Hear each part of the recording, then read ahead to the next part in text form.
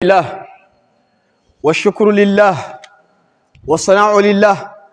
Chers frères et sœurs en islam, aujourd'hui, notre sermon sera consacré sur la relation entre filles et garçons, plus précisément en milieu scolaire. Comme vous savez, nous vivons une époque tellement particulière et très critique. De nos jours, la relation entre filles et garçons est devenue comme une compétition. Si ce n'est pas l'amour, c'est l'amitié.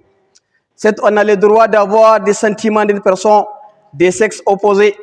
On est des humains et c'est naturel. Car même le prophète Mohammed sallallahu alayhi wa sallam, quand il lui pose une question, quelle est la personne qui tu aimes de plus? Il dit Aïcha radiallahu anha. Malheureusement, notre jeunesse est complètement perdue jusqu'à ce que la majorité de ces jeunes tombent dans la relation illicite, c'est-à-dire zina. Aujourd'hui, la fornication est devenue un droit, comme un droit des musulmans qui ouvrent les portes à l'adultère et la fornication et commettent cela. L'islam a interdit des relations hors mariage. L'islam a interdit des relations hors mariage. Allah subhanahu wa ta'ala a dit وَلَا تَقْرَبُوا الزِّنَا إِنَّهُ كَانَ فَاحِشَةً وَسَاءَ سَبِيلًا. Et n'approchez pas la fornication. En vérité, c'est une turpitude et quel mauvais chemin.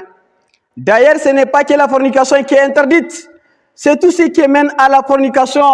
Car Allah subhanahu wa ta'ala dit, ne vous approchez pas, parce que c'est la shaitan. Les malheurs vous amènent petit à petit. Vous vous dites, non, c'est juste une conversation sur WhatsApp. C'est juste une salutation, ou même en classe, jusqu'à tomber dans une relation intime, illicite, c'est-à-dire zina. Na'udhu billahi min dhalik. Vous disiez que vous êtes jeune, vous êtes au 21e siècle, on est loin de la famille, on est loin de la famille, on va profiter. On est loin de la famille, on va s'amuser loin de la famille. Mais mon frère ou ma sœur, sachez-vous que l'amour ne prévient pas. Aimer, ce n'est pas un péché.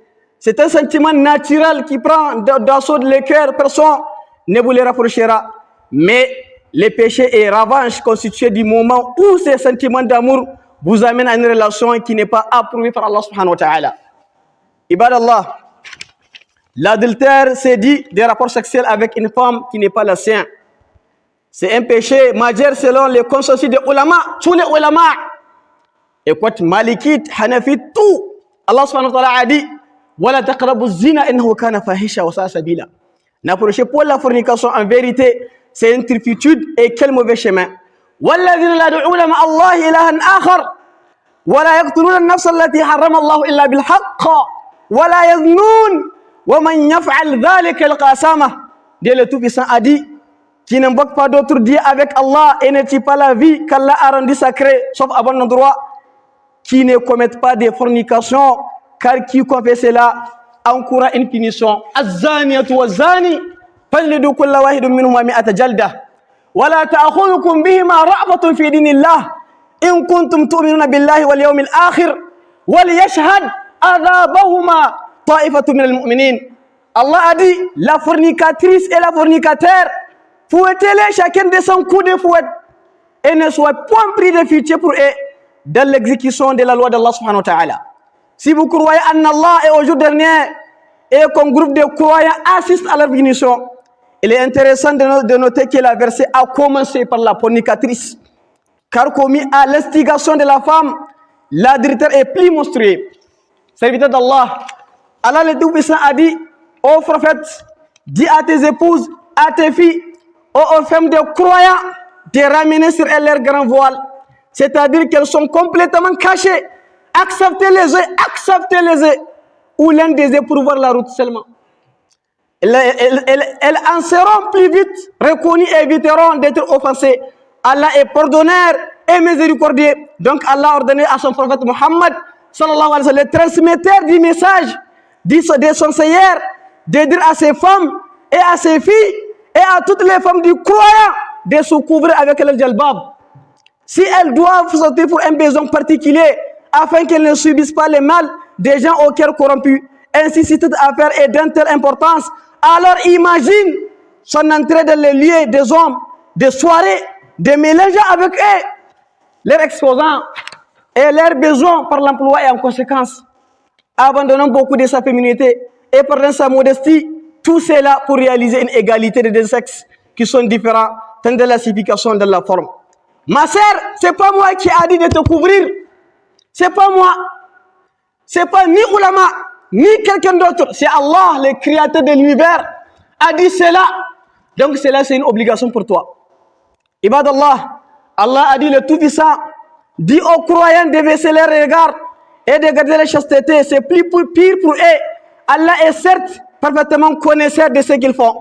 Et dit aux croyants de baisser les regards, de garder leur chasteté et de ne montrer de leurs atours que ce qui apparaît de eux qu'elles rabattent leur kimar, c'est-à-dire leur joue, leur corps, leur visage, leur cou et leur poitrine.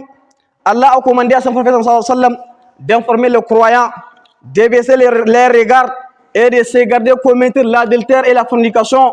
Et ensuite, il a précisé que ce n'était pas ce qui leur convenait.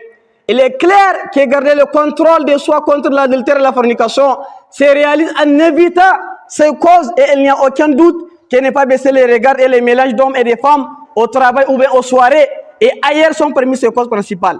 C'est des choses baiser les yeux et se prémunir contre l'immoralité qui est exigée des croyants sont impossibles à réaliser tandis qu'ils travaillent avec Al-Mara al-Ajnabiyya. De niveau littéralement, c'est-à-dire une femme étrangère, cela inclut toutes ces femmes qui l'ont permis à un homme d'épouser selon la loi islamique, comme sa collègue ou associée. Donc Allah a ordonné aux femmes croyantes de baisser leurs regards et d'être chastes et de ne pas montrer leurs ornements, sauf ceux qui sont ouvertement apparents. Il a aussi commandé qu'elles laissent leur voile tomber sur leur poitrine, ce qui comprend la couverture de la tête et du visage.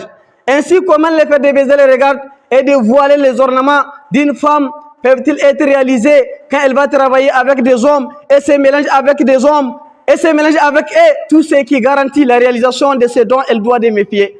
Comment est-il possible à une femme musulmane de baisser son regard alors qu'elle est à côté de côté avec Al-Ajnabi, littéralement c'est-à-dire un homme étranger? Cela inclut tous ces hommes qui l'ont permis à une femme d'épouser selon la loi islamique, sous le prétexte qu'elle a participe avec lui ou est égale à lui dans tout ce qu'il fait. Ibad Allah, Allah a interdit toutes ces causes prohibées. Il a commandé aux femmes de ne pas employer un discours se disant avec les hommes parce que cela peut éveiller chez les hommes un désir des femmes. L'islam a interdit l'isolement d'un homme avec Al-Ajnabiyya dans n'importe quelle circonstance. Il a interdit à la femme de voyager sauf avec son mahram pour diminuer la description des shaitans. Pour cette raison, le prophète Mohammed a dit: je n'ai pas laissé derrière moi une épreuve plus nuisible aux hommes que les femmes. Et dit aussi: méfiez-vous de la vie d'ici-bas et soyez sur vos gardes contre les femmes, parce que la première épreuve d'Israël était les femmes. Ibadallah, serviteurs d'Allah, sachez qu'il n'y a pas l'amitié entre hommes et femmes en dehors du mariage. Il n'y a pas de l'amitié entre hommes et femmes en dehors du mariage, c'est-à-dire relation entre un homme et une femme qui est une étrangère et interdit. En effet, l'un des objectifs de la charia est de l'éviter tout ce qui pourrait mener à commettre ce qui est illicite, c'est-à-dire zina. Or, il n'est pas aucun doute que l'amitié entre deux personnes de sexe opposé ouvre la porte à la tentation.